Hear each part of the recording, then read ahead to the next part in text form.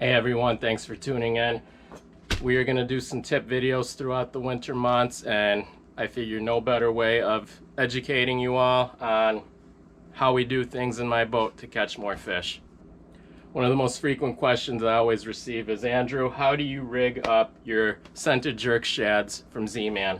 So we're going to discuss about the rigging methods, the main one that always produces for me annually, and then we're going to also describe and showcase and show off what colorways to use in certain specific environments and water clarities. So this should hopefully enable you all to pick the right color as it corresponds to water clarity as well as matching the hatch.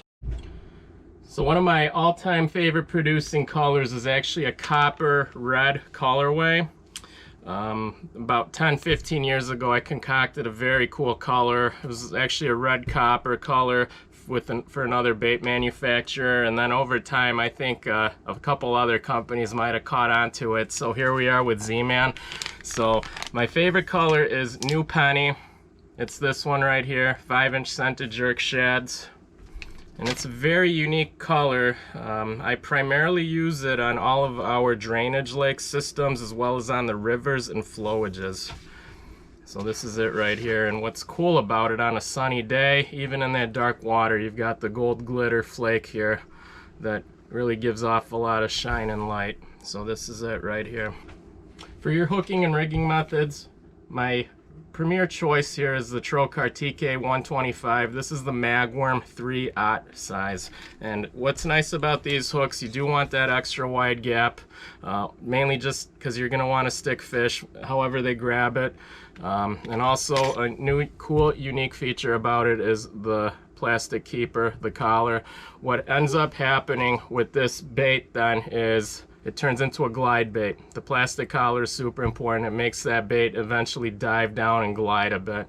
Whereas if you didn't have a keeper on it, your bait would then be floating probably on top of the surface or maybe inches below the surface.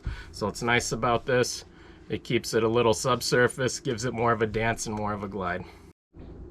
So for rigging method, basically texposed with the EWG, insert it through there.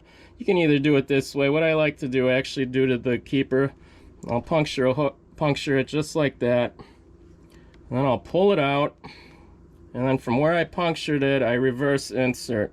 So just like this, but that's usually the typical thing I do. Puncture a hole that's big enough, but since we're on a time limit, just like that, run it through. Be sure to pull it out. The tag end, leave it slightly exposed so then you have ample amount of space for your line tie. And then what I like to do, through the hook slot, run your EWG through, and you're gonna keep it texposed just like this.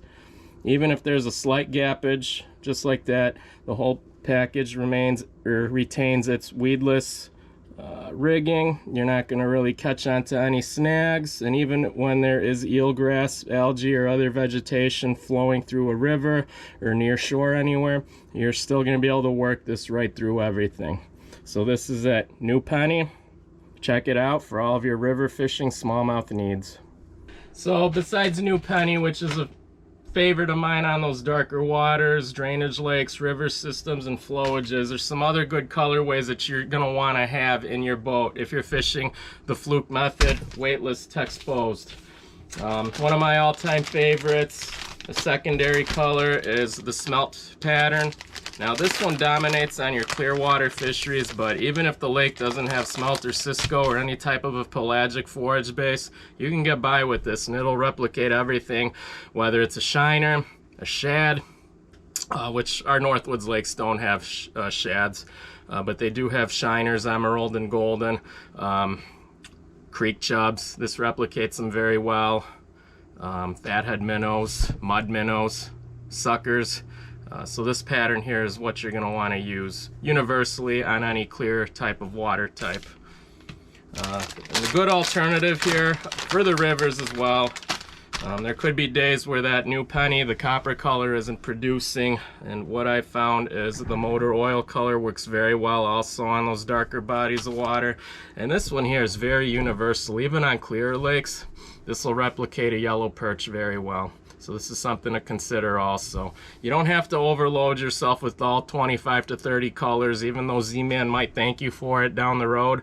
But do carry a basic selection of maybe a half dozen different colorways that can be reliable for you on a daily basis.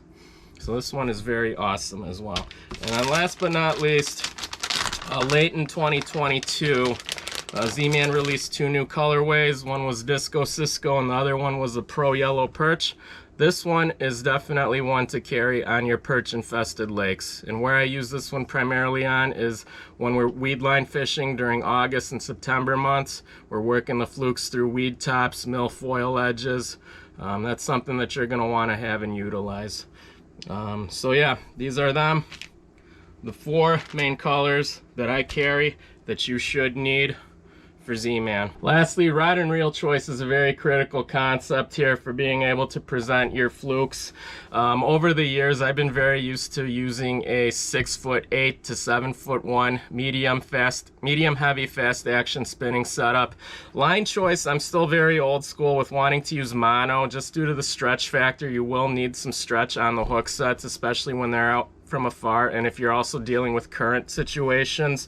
I have also been able to get by with braided line with a fluorocarbon leader attachment. That can work as well too, but be sure not to fish a line that's super heavy, otherwise everything's gonna float, rendering the whole presentation a little bit worthless. If mono or braided line aren't suitable for you, you could certainly do this with a fluorocarbon line. It does handle well on a bait casting setup, so for that reason I would recommend something like a 6'8" medium extra fast jerkbait rod offered by St. Croix, the Legend Tournament Bass, or the Victory. Those work very well. And for line choice, Seaguar fluorocarbon, 10-pound, very suitable. If you did want to use this on a spinning setup, I'll recommend you go with the 8-pound Seaguar. You'll be able to get better casting distance, but the only issue with running fluorocarbon on a spinning reel is horrible line control, a lot of line twist, and you're not going to want to keep that line exposed to the sunlight for far too long. So those are my picks for RodReel Choice and being able to present these baits adequately and with success. Good luck.